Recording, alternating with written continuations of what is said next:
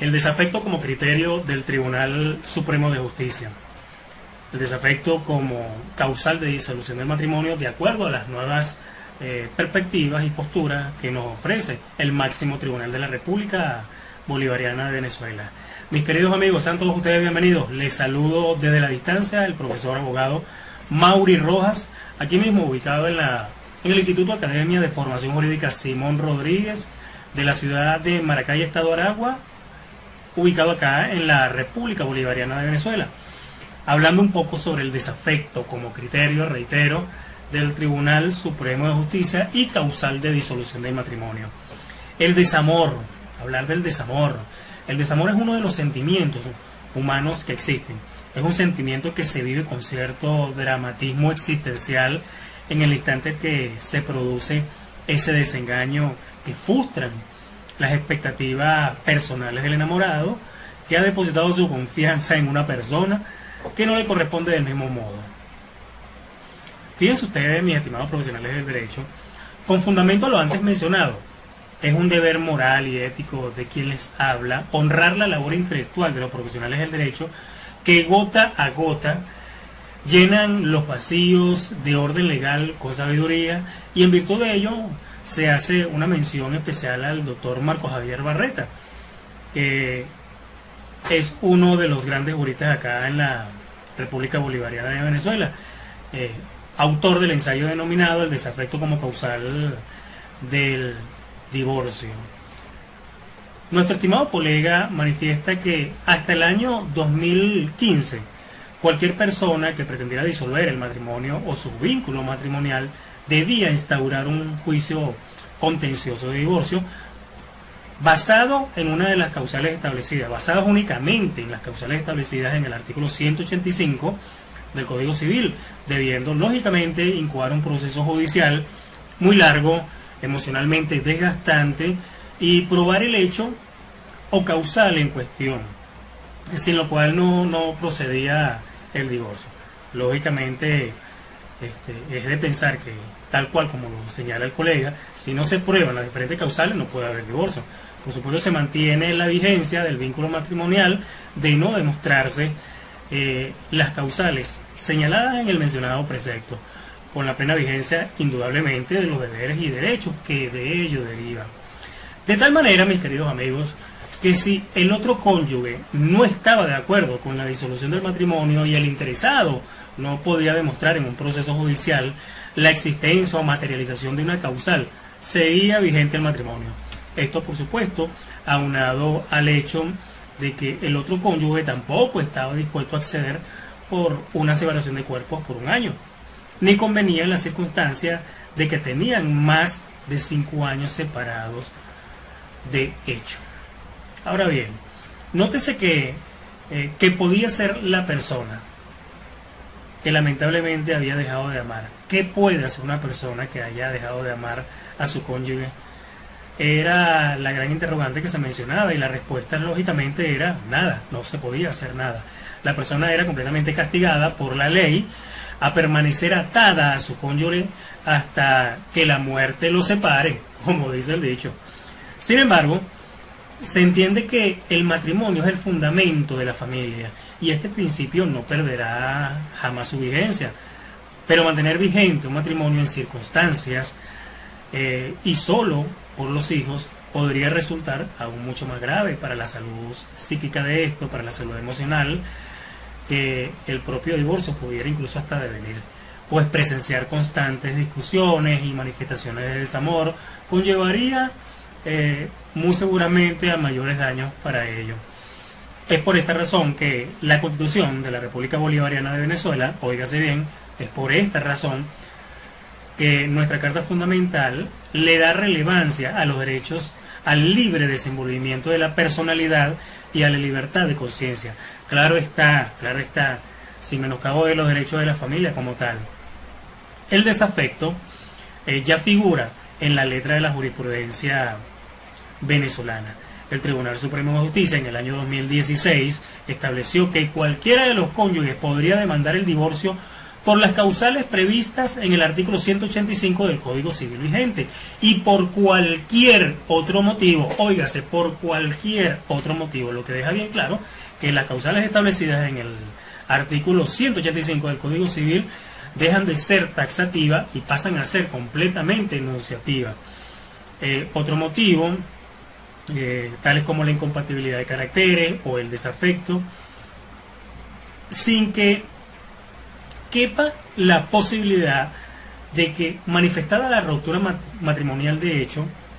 se obligue a alguno de los cónyuges a mantener el vínculo jurídico cuando éste ya no lo desea, pues de lo contrario se verían lesionados los derechos constitucionales como el libre desenvolvimiento de la personalidad, la de adquirir un estado civil distinto y otros derechos sociales que son intrínsecos a las personas y que ya están desde hace un buen tiempo estipulados en la Carta Política. El máximo tribunal de la República dejó establecido que cuando uno de los cónyuges manifieste la incompatibilidad de caracteres o el desafecto para con el esposo o para con la esposa, el procedimiento de divorcio no requiere de una acción contradictoria. Reitero, el procedimiento de divorcio no requiere de una acción contradictoria, ya que es suficiente el mero deseo de no seguir en el matrimonio por parte del cónyuge solicitante, para que éste se decrete el divorcio sin que le sea dable al juez entrar en consideraciones completamente subjetivas, que es lo que habitualmente suele suceder, para que no ingrese al escenario de la axiología acerca de las cuales serían las razones por las cuales surgió el desamor. La decisión del juez debe notoriamente comprender que el divorcio, en estos casos, es una solución al conflicto marital, por supuesto surgido entre los cónyuges con el propósito de la protección de la familia y de alimentar la carga emocional de la misma. Hay una sentencia, mis estimados profesionales, que es la número 446 del año 2014, emitida por la Sala Constitucional en el expediente 12-1163 de fecha 2 de junio del año 2015, con una espléndida ponencia de la magistrada Carmen Zuleta de Merchán, quien nos da un breve paseo, pero bastante concreto, sobre la ampliación de las causales de disolución de matrimonio. La Sala Constitucional, luego de un análisis amplio sobre los derechos humanos y civiles, el derecho a la justicia, el derecho a la tutela judicial efectiva, y posterior a un estudio comparado de las legislaciones de países homólogos, concluyó en abrir las causales taxativas expuestas en el artículo 185 del Código Civil, las cuales son ahora apertus. Y por supuesto es interesante recordar de manera tácita qué es lo que señala esta sentencia. La Sala Constitucional básicamente lo que señala es que se deben tomar en consideración las diferentes motivaciones que presente o que señale, que muestre, que materialice directamente la parte solicitante de la disolución del matrimonio. Y en este sentido el desamor es uno de ellos. La Sala considera que hay una ingente necesidad de ampliar directa e inmediatamente los derechos fundamentales al libre desarrollo de la personalidad y a la tutela judicial efectiva, los cuales se encuentran previstos muy puntualmente en los artículos números 26 y 20 de la República Bolivariana de Venezuela. Realiza una interpretación constitucionalmente hablando del artículo 185 del Código Civil y declara, óigase bien, declara el carácter vinculante de las causales de divorcio estrictamente contenidas en el artículo 185 del Código Civil, que ya no son taxativas, ya dejan de ser taxativas y pasan a ser, como ya se los había comentado, completamente enunciativa, por lo cual cualquiera de los cónyuges podría demandar el divorcio por las causales previstas en el artículo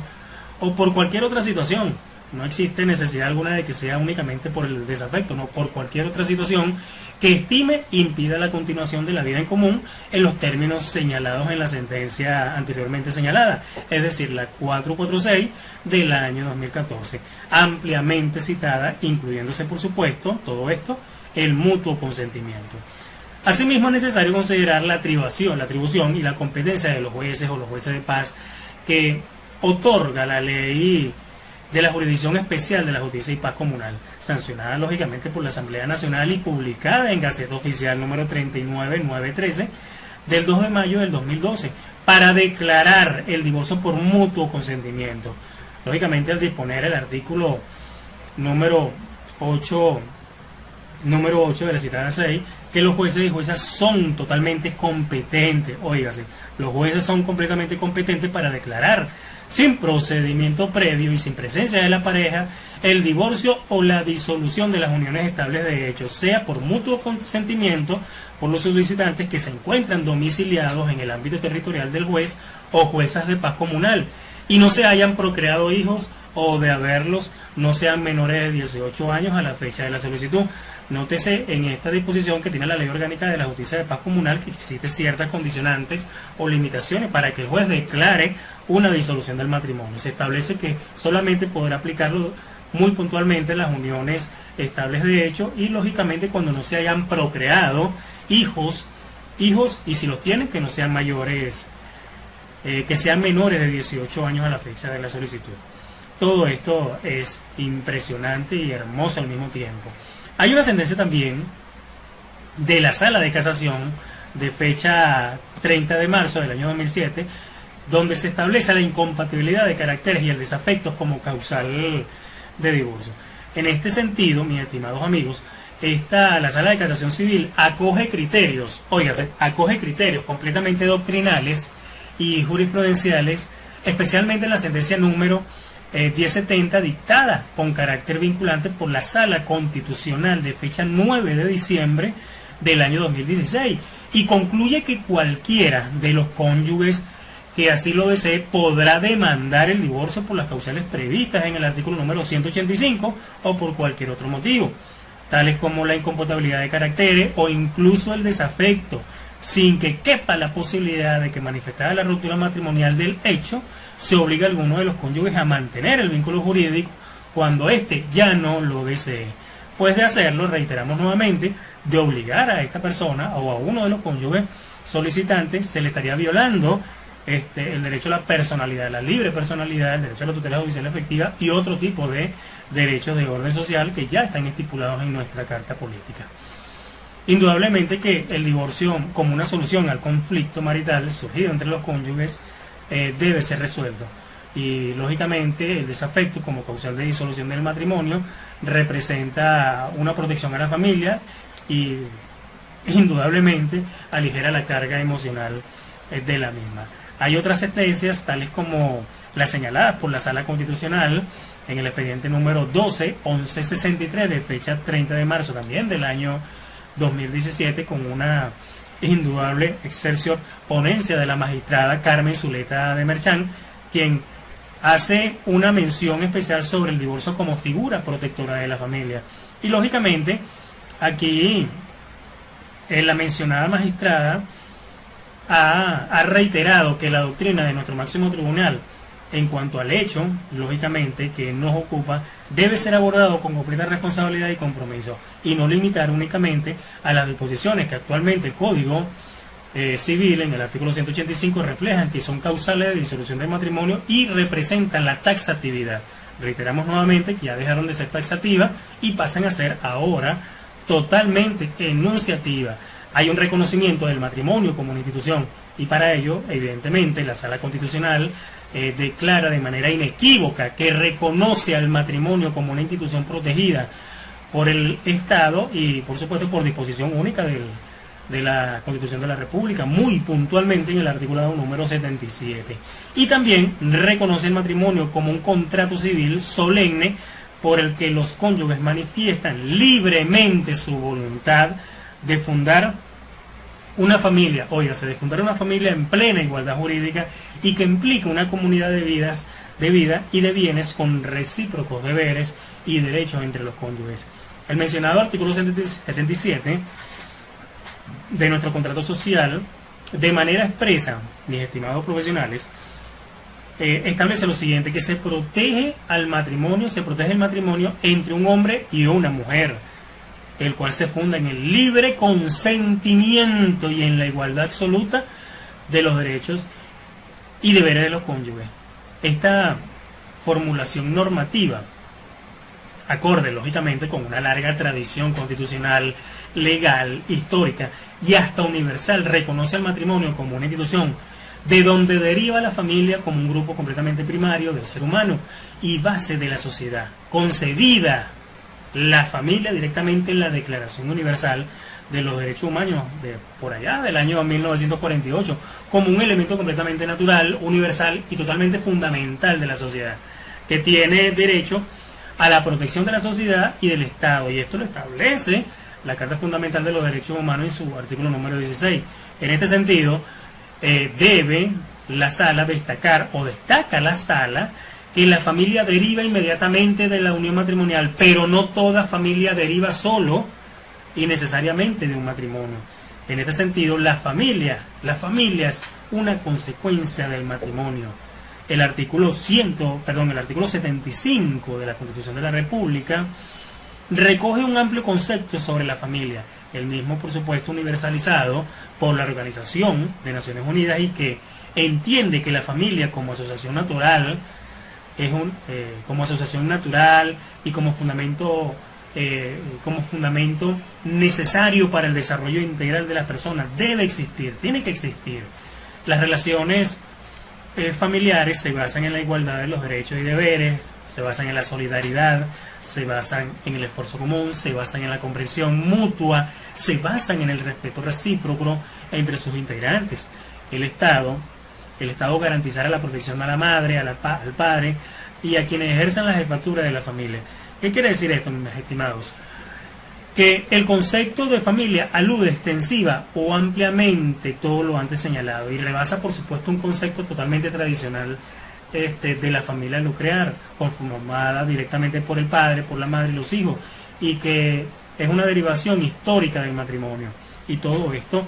es importante tenerlo en cuenta porque fueron las consideraciones que tomó en cuenta directamente el Tribunal Supremo de Justicia, disculpen. También en las diferentes sentencias se establecen, se define y se determina directamente qué debemos entender, qué se debe entender por las uniones estables de derecho. Las uniones estables de derecho, corolario indudablemente a la protección de la familia concebida al margen del matrimonio. Eso es una unión estable de derecho. Es una familia concebida al margen del matrimonio. Es el reconocimiento que realiza la Constitución de la República Bolivariana de Venezuela de las uniones estables de hecho, que en su parte infine del ya mencionado artículo, es decir, el artículo 77, refleja que las uniones estables de hecho entre un hombre y una mujer que cumplan con los requisitos establecidos en la ley producirán los mismos efectos que el matrimonio. Asimismo, es demostrativo de ello el contenido del artículo número 76 también de la Constitución, que dispone que la maternidad y la paternidad son protegidas integralmente, sea cual fuera el estado civil de la madre o del padre. Norma, por supuesto, que atiende directamente el Tribunal Supremo de Justicia y que la destaca directamente en todas sus sentencias. Pero también nos habla acerca del concubinato. ¿Y qué es el concubinato? El concubinato es un concepto jurídico directamente también contemplado en el articulado 767 del Código Civil venezolano, y que tiene como una característica que emana del propio Código Civil, el que se trata de una unión no matrimonial directamente, en el sentido de que no se han llenado las formalidades legales del matrimonio directamente entre un hombre y una mujer, solteros por supuesto, la cual está signada directamente por la permanencia de la vida en común. La soltería lógicamente viene a resultar un elemento completamente decisivo en la calificación del concubinato, tal como lo desprende directamente el artículo 767 del Código Civil, y que pasa a ser algo bastante interesante. Hay, por supuesto, una cantidad de sentencias emitidas directamente de la Sala del Tribunal Supremo de Justicia que hablan sobre el desafecto como causal de disolución del matrimonio. Pero les invito, mis estimados profesionales, a participar en el curso sobre el desafecto como causal y como criterio del Tribunal Supremo de Justicia para la disolución del matrimonio, el cual estaré dictando en una próxima oportunidad. Mis estimados, gracias por compartir conmigo Cátedra Jurídica. Espero tenerlos nuevamente en la palestra y en la tribuna académica. Sean todos ustedes, por supuesto, respaldados, bendecidos por la mano poderosa de Cristo. Dios me le bendiga. Saludos. Chao.